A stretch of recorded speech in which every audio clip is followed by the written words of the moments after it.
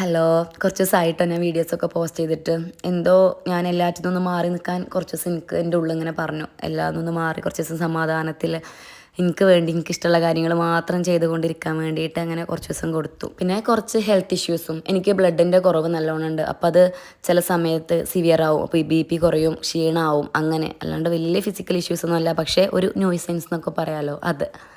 പിന്നെ വേറൊരു happy news കൂടി പറയാണ്ട് കേട്ടോ. എനിക്ക് ഇൻസ്റ്റാഗ്രാമിൽ 100K ഫോളോവേഴ്സ് ആയിട്ടുണ്ട്. അതൊക്കെ എനിക്കൊരു ബ്രേക്ക് കൊടുത്ത സമയത്താണ് ഉണ്ടായത്. എന്നാലും ഞാൻ എൻ്റെ തീരുമാനത്തിൽ ഉറച്ചു നിന്നു. 100K ആയാലും കുഴപ്പമില്ല.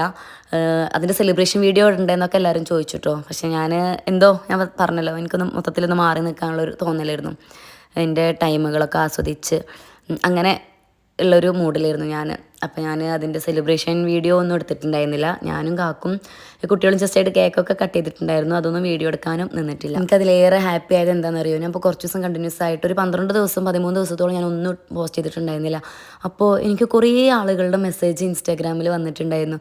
എന്താ ഇത്താ പറ്റിയത്, നിങ്ങൾക്ക് വീഡിയോസ് ഒന്നും കാണാനില്ലല്ലോ എന്നൊക്കെ പറഞ്ഞിട്ട്. എൻ്റെ ഒരുപാട് ഫ്രണ്ട്സും മെസ്സേജ് അയച്ചു, പ്ലസ് ഞാൻ അറിയാത്ത കുറേ ആളുകൾ. എനിക്കെന്തോ ഭയങ്കര സന്തോഷം തോന്നി കേട്ടോ. അപ്പോൾ എന്താണെന്നറിയില്ല, ഒരു ഫുൾഫില്ലായ ഫീലായിരുന്നു. എനിക്ക് 100K അതിനേക്കാളും സന്തോഷം തോന്നിയത് ഈ മെസ്സേജസ് കണ്ടപ്പോഴാണ്. കുറേ ആളുടെ മെസ്സേജ് ഉണ്ടായിരുന്നു.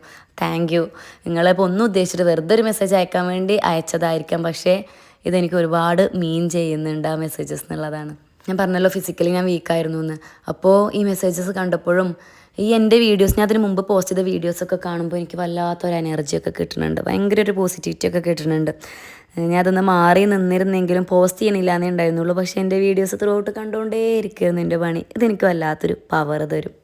അതുകൊണ്ട് വീഡിയോസ് പോസ്റ്റ് ചെയ്യൽ ഞാൻ തുടർന്നു കൊണ്ടേയിരിക്കും. അതിലൊരു പെർഫെക്ഷൻ കാത്തിരിക്കുന്നില്ല. കാരണം ഞാൻ പെർഫെക്ഷൻ കാത്തിരുന്ന ഒന്നും നടക്കില്ല എന്ന് എനിക്ക് നല്ല ബോധ്യമുണ്ട്. എൻ്റെ പല കാര്യങ്ങളും അങ്ങനെയാണ്. എനിക്ക് ചെയ്യാൻ പറ്റണ പോലെ ഞാൻ ചെയ്യും. ചിലപ്പോൾ അത് നല്ലതാവും, ചിലപ്പോൾ അത് മോശമാവും, അതൊന്നും എനിക്ക് വിഷയമല്ല.